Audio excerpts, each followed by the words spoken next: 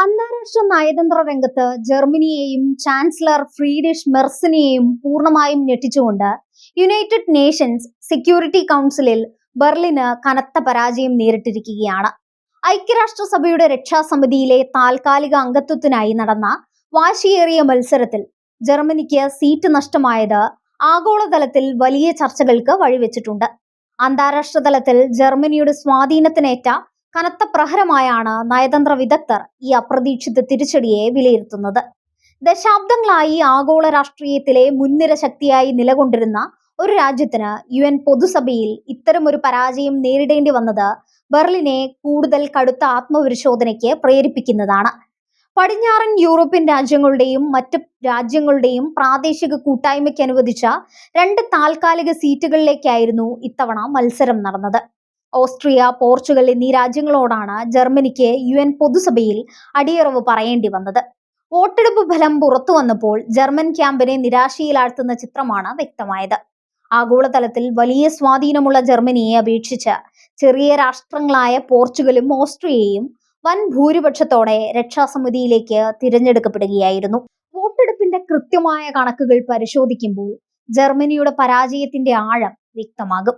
Portugal 134 വോട്ടുകൾ നേടി 1-ാം സ്ഥാനത്തെത്തിയപ്പോൾ Austria 131 വോട്ടുകളോടെ 2-ാമത്തെ seat ഉറപ്പിച്ചു.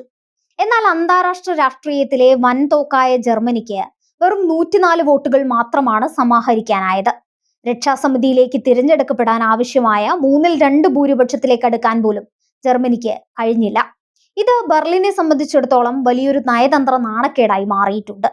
ഈ തോൽവി വെറുമൊരു തിരഞ്ഞെടുപ്പ് പരാജയം മാത്രമല്ല, മറിച്ച് ജർമ്മനി ദശാബ്ദങ്ങളായി കാത്തുസൂക്ഷിച്ച ഒരു വലിയ പാരമ്പര്യത്തിന്റെ തകർച്ച കൂടിയാണ്. കൃത്യമായി ഓരോ 8 വർഷം കൂടുമ്പോഴും UN രക്ഷാസമിതിയിൽ താൽക്കാലിക അംഗത്വം നേടുന്ന ഒരു പതിവ് ജർമ്മനിക്കുണ്ടായിരുന്നു. കഴിഞ്ഞ കുറെ പതിറ്റാണ്ടുകളായി ഈ പാറ്റേൺ തെറ്റാതെയാണ് ബെർലിൻ അന്താരാഷ്ട്ര തലത്തിൽ തങ്ങളുടെ സാന്നിധ്യം അറിയിച്ചിരുന്നത്. എന്നാൽ ആ ചരിത്രപരമായ തുടർച്ചയാണ് ഇത്തവണത്തെ അപ്രതീക്ഷിത വോട്ടെടുപ്പിലൂടെ പൂർണ്ണമായും തകർന്നുപോയത്. വോട്ടെടുപ്പ് ഫലം പുറത്തു വന്നതിന് തൊട്ടു പിന്നാലെ ജർമ്മൻ വിദേശകാര്യ മന്ത്രാലയം തങ്ങളുടെ നിരാശ പരസ്യമായി പ്രകടിപ്പിച്ചു. ഇതൊരു കടുത്ത നിരാശ സമ്മാനിക്കുന്ന ഫലമാണെന്നും അങ്ങേയറ്റം കൈപ്പേറിയ പരാജയമാണ് രാജ്യം നേരിട്ടതെന്നും ജർമ്മൻ വിദേശകാര്യമന്ത്രി ജോഹാൻ വാഡേഫുൾ പ്രതികരിച്ചു. അന്താരാഷ്ട്ര വേദികളിൽ ജർമ്മനിയുടെ നിലപാടുകൾക്ക് ലഭിച്ചു വന്നിരുന്ന പിന്തുണയിൽ ഇടിവുണ്ടായിട്ടുണ്ടെന്ന് സമ്മതിക്കുന്നതായിരുന്നു വിദേശകാര്യമന്ത്രിയുടെ പ്രതികരണം. ജർമ്മനിയുടെ ഈ വൻ പരാജയത്തിനു പിന്നിലെ കാരണങ്ങൾ അന്വേഷിക്കുമ്പോൾ ബെർലിൻ സമീപകാലത്ത് സ്വീകരിച്ച കടുത്ത വിദേശ നയത്തിലേക്ക് തന്നെയാണ് വിരൽ ചൂണ്ടപ്പെടുന്നത്. യുക്രൈൻ യുദ്ധത്തിൽ റഷ്യക്കെതിരെ ജർമ്മനി സ്വീകരിച്ച ശക്തമായ നിലപാടുകൾ ഒരു വിഭാഗം UN അംഗരാജ്യങ്ങളെ ബെർലിനിൽ നിന്ന് അകറ്റിയെന്നാണ് വിലയിരുത്തൽ. യുക്രൈന് വൻതോതിൽ ആയുധങ്ങളും സാമ്പത്തിക സഹായവും നൽകുന്ന ജർമ്മൻ നിലപാടിനോട് ഗ്ലോബൽ സൗത്തിലെ പല വികസ്വര രാജ്യങ്ങൾക്കും വിയോജിപ്പുണ്ടായിരുന്നു. അത്തരം രാജ്യങ്ങളുടെ വോട്ടുകൾ ജർമ്മനിക്ക് നഷ്ടപ്പെടാൻ ഇത് പ്രധാന കാരണമായി. അതിലുപരിയായി മിഡിൽ ഈസ്റ്റിൽ ഇസ്രയേലിന് ജർമ്മനി നൽകുന്ന അചഞ്ചലമായ പിന്തുണയാണ് ഈ പരാജയത്തിന്റെ പ്രധാന കാരണമായി ചൂണ്ടിക്കാണിക്കപ്പെടുന്നത്. ഗസയിലും ലബനനിലും നടക്കുന്ന സൈനിക നടപടികളിൽ ഇസ്രയേലിനെ അന്താരാഷ്ട്ര വേദികളിൽ ജർമ്മനി നിരന്തരം പ്രതിരോധിച്ചിരുന്നു. ഇസ്രയേലിന്റെ മനുഷ്യത്വരഹിതമായ നീക്കങ്ങൾക്ക് ജർമ്മനി നൽകുന്ന ഈ അന്ധമായ പിന്തുണ UNലെ ഭൂരിഭാഗം വരുന്ന അറബ്, ഇസ്ലാമിക രാജ്യങ്ങളെയും ആഫ്രിക്കൻ, ലാറ്റിൻ അമേരിക്കൻ രാഷ്ട്രങ്ങളെയും ചൊടിപ്പിച്ചു. ഇസ്രയേലിനെ പിന്തുണയ്ക്കുന്ന ജർമ്മനിയെ രക്ഷാസമിതിയിൽ നിന്ന് അകറ്റി നിർത്താൻ ഈ രാജ്യങ്ങൾ ഒന്നടങ്കം തീരുമാനിക്കുകയായിരുന്നു. ചാൻസലർ ഫ്രീഡ്രിഷ് മെർസിനെ സംബന്ധിച്ച് ഈ പരാജയം വ്യക്തിപരമായി വലിയൊരു രാഷ്ട്രീയ തിരിച്ചടിയാണ്. ആഭ്യന്തര രാഷ്ട്രീയത്തിൽ തന്റെ പ്രതിച്ഛായ വർദ്ധിപ്പിക്കാനും ആഗോളതലത്തിൽ ജർമ്മനിയുടെ നേതൃപാടവം തെളിയിക്കാനും മെർസ് കണ്ടുവച്ചിരുന്ന വലിയൊരു അവസരമാണ് ഇതോടെ ഇല്ലാതായത്. ജർമ്മനിയുടെ വിദേശനയം പാളിയെന്നും അന്താരാഷ്ട്ര തലത്തിൽ രാജ്യത്തെ ഒറ്റപ്പെടുത്താനേ മെർസിന്റെ നയങ്ങൾ ഉപകരിച്ചുള്ളൂ എന്നും ഉള്ള കടുത്ത വിമർശനങ്ങൾ പ്രതിപക്ഷ പാർട്ടികൾ ഇതിനകം തന്നെ ഉയർത്തിക്കഴിഞ്ഞു. പശ്ചിമേഷ്യയിലെയും യുക്രൈനിലെയും സംഘർഷങ്ങളിൽ ജർമ്മനി സ്വീകരിച്ച ഏകപക്ഷീയമായ നിലപാടുകൾ ആഗോള സുരക്ഷാ സമിതിയിൽ നിഷ്പക്ഷമായ തീരുമാനങ്ങൾ എടുക്കാൻ ജർമ്മനിക്ക് കഴിയില്ലെന്ന ധാരണ പരത്താൻ കാരണമായി. UN രക്ഷാസമിതിയിലെത്തുന്ന ഒരു രാജ്യം കൂടുതൽ സമഗ്രവും സന്തുലിതവുമായ കാഴ്ചപ്പാട് പുലർത്തണമെന്നാണ് ഭൂരിപക്ഷം അംഗരാജ്യങ്ങളും ആഗ്രഹിക്കുന്നത്. എന്നാൽ ജർമ്മനി പാശ്ചാത്യ സഖ്യത്തിന്റെ താല്പര്യങ്ങൾക്ക് മാത്രം മുൻഗണന നൽകുന്ന നിലപാടാണ് സ്വീകരിച്ചത്. പോർച്ചുഗലും ഓസ്ട്രിയയും കൂടുതൽ സന്തുലിതമായ വിദേശ നയം ഉയർത്തിപ്പിടിച്ചാണ് UN-ൽ വോട്ട് സമാഹരിച്ചത്. വലിയ അന്താരാഷ്ട്ര തർക്കങ്ങളിൽ കക്ഷി ചേരാതെ നിൽക്കുന്ന ഓസ്ട്രിയയുടെ നിലപാടും പാരമ്പര്യവുമായി നയതന്ത്ര വിട്ടുവീഴ്ചകൾക്ക് മുൻകൈയെടുക്കുന്ന പോർച്ചുഗലിന്റെ ശൈലിയും ലോകരാജ്യങ്ങൾക്കിടയിൽ കൂടുതൽ സ്വീകാര്യത നേടി.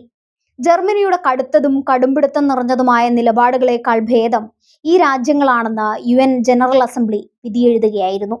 ഈ തിരിച്ചടി ജർമ്മനിയുടെ ആഗോള നയതന്ത്ര അജണ്ടകളെ വരും വർഷങ്ങളിൽ സാരമായി ബാധിക്കും. UN രക്ഷാസമിതിയിൽ സ്ഥിരാംഗത്വം വേണമെന്ന ജർമ്മനിയുടെ ദീർഘകാല ആവശ്യത്തിന് ഇതോടെ വലിയ മങ്ങലേറ്റു. ഒരു താൽക്കാലിക സീറ്റിലേക്ക് പോലും ഭൂരിപക്ഷം രാജ്യങ്ങളുടെ പിന്തുണ നേടാൻ കഴിയാത്ത ജർമ്മനിക്ക് എങ്ങനെയാണ് സ്ഥിരാംഗത്വം നൽകുക എന്ന ചോദ്യം ഇനി അന്താരാഷ്ട്ര തലത്തിൽ ശക്തമായി ഉയരും. ജർമ്മനിയുടെ നയതന്ത്ര പ്രാവീണ്യത്തെ ചോദ്യം ചെയ്യുന്നതാണ് ഈ സാഹചര്യം. ഗ്ലോബൽ സൗത്ത് എന്ന് വിളിക്കപ്പെടുന്ന ഏഷ്യൻ, ആഫ്രിക്കൻ, ലാറ്റിൻ അമേരിക്കൻ രാജ്യങ്ങളുമായി ജർമ്മനിക്കുള്ള ബന്ധം എത്രത്തോളം വഷളായിട്ടുണ്ടെന്ന് ഈ വോട്ടെടുപ്പ് തെളിയിക്കുന്നു. ഈ രാജ്യങ്ങളുടെ ആവശ്യങ്ങളെയും ആശങ്കകളെയും അവഗണിച്ചുകൊണ്ട് പാശ്ചാത്യ അജണ്ടകൾ മാത്രം നടപ്പിലാക്കാൻ ശ്രമിച്ചാൽ അന്താരാഷ്ട്ര വേദികളിൽ ഒറ്റപ്പെടുമെന്ന ശക്തമായ സന്ദേശമാണ് ജർമ്മനിക്ക് ലഭിച്ചിരിക്കുന്നത്. വിദേശ നയങ്ങളിൽ മാറ്റം വരുത്താൻ ജർമ്മനി നിർബന്ധിതമാകുന്ന സാഹചര്യമാണിത്. ജർമ്മനിയിൽ ചാൻസലർ മെർസിന്റെ നേതൃത്വത്തിലുള്ള ഭരണകൂടത്തിന് നേരെ ആഭ്യന്തരമായി വലിയ പ്രതിഷേധങ്ങൾ ഉയരാൻ ഈ നയതന്ത്ര പരാജയം കാരണമാകും. രാജ്യത്തിന്റെ അന്താരാഷ്ട്ര പദവി ഇല്ലാതാക്കിയ ഭരണകൂടം എന്ന ലേബൽ മെർസിന് മേൽ വീണുകഴിഞ്ഞു.